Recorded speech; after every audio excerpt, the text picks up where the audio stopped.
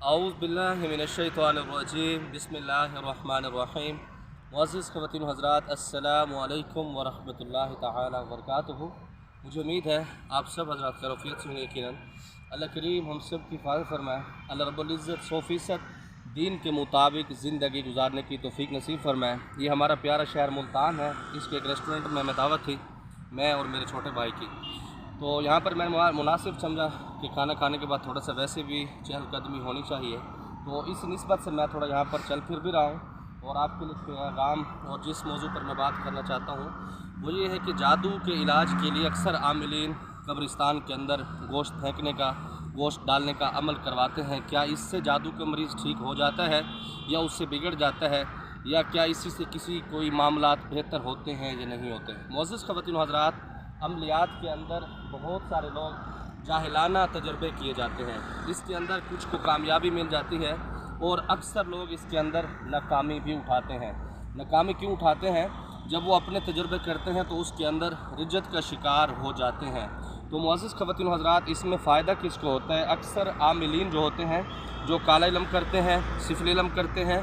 جنتر منتر تنتر پہ عمل کیا جاتا ہے، تو ان کے یہ معاملات ہوتے ہیں۔ وہ جنات کے ساتھ ان کا ایک معاہدہ ہوتا ہے، جس معاہدے کے تحت وہ لوگ ان کو کچھ دیتے ہیں تو جنات کچھ ان کے کام کرتے ہیں، اور یہ حقیقت ہے کہ جنات کچھ حد تک کام بہتر کرتے بھی ہیں، کیونکہ اللہ رب العزت نے ان کو طاقت دی ہے، جیسا کہ میں اکثر ویڈیو میں بتا چکا ہوں اس کے معاملات۔ تو آج ہمارا سسٹم ایسا ہے، وہ ہماری سرائکی میں کہتے ہیں کہ ڈاند کچھ بندہ ہلنا تو جوڑ دیں۔ ہم نے کھانا کھا لیا تو ابھی اس میں بولنا، بات کرنا بڑا مشکل ہو جاتا ہے، آپ اس کو برداشت کریں گے۔ تو معزز خواتین و حضرات، جو بات میں آپ سے کرنا چاہ رہا تھا، جب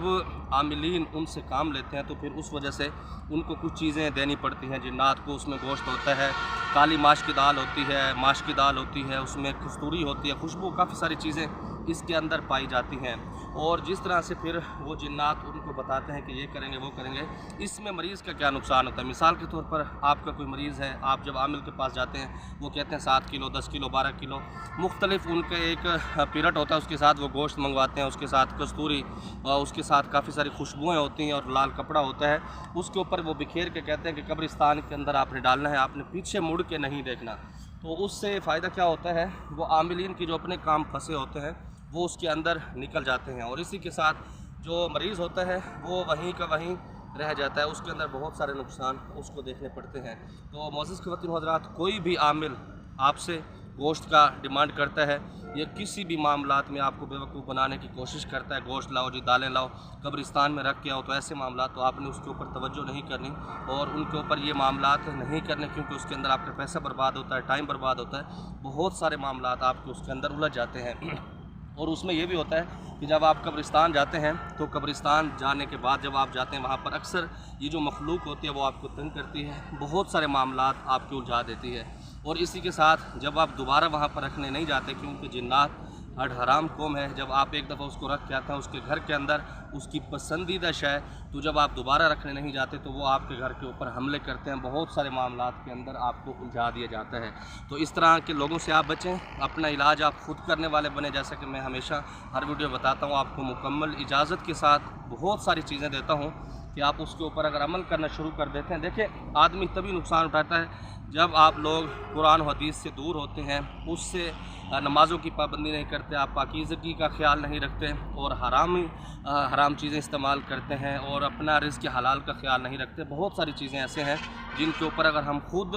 عمل کرنا شروع کر دیں تو بہتر ہے، جس کے اندر یہ چیزیں بڑی عام ہیں۔ جب آپ صدقے کی پابندی کرتے ہیں، میں ہمیشہ جیسے بتاتا ہوں، 2-3 روٹیوں کے ٹکڑے کر کے اپنی چھت کے اوپر ڈال دو، پانی ڈال دو پرندوں کے لیے، اور جس گھر سے پرندوں کے لیے کھانا نکلتا ہے تو اس گھر کے اندر کبھی دکھ نہیں آتے۔ مجھے امید ہے جس بھائی کا یہ سوال تھا قبرستان